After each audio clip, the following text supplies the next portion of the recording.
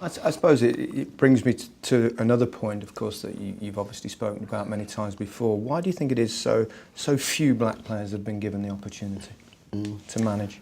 Well, I think we're certainly going through a period now, and we're going through a period of certainly more conversation. And what I'm seeing now, of course, with even with the FA, where there will be a black and ethnic coach involved in all levels of their teams.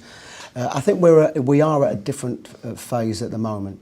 There's no doubt there's a huge imbalance in the past, and there's no doubt that we've been through periods and have gone through periods, and I think perhaps in some people's eyes it hasn't changed so much, where black players were seen as good athletes, good forward players, but not captain material, not managerial material.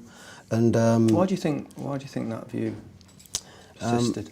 Well, I think it persisted because because of society, and I was brought up in an era where it's completely different to how it is now on the turnstile. So I would have played in front of stands away from home, certainly at particular places where huge sections of the crowd would have been giving me racial abuse. Not from the players, though? From opposition players. I know there'd have been numerous occasions where you would have had racial abuse from opposition players, their way of how they would have seen it, trying to wind you up, and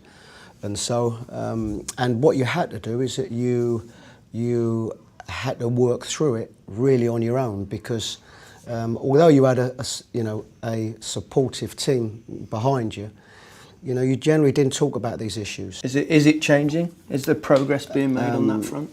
I think in some quarters there's progress, definitely at grassroots level and academy level, and even here, if I look at the 4 years that I've, or the 3.5 years I think that I've been here, and we see a lot of the young players coming in to train, and definitely the background has changed that way. Far more black and ethnic young kids training here.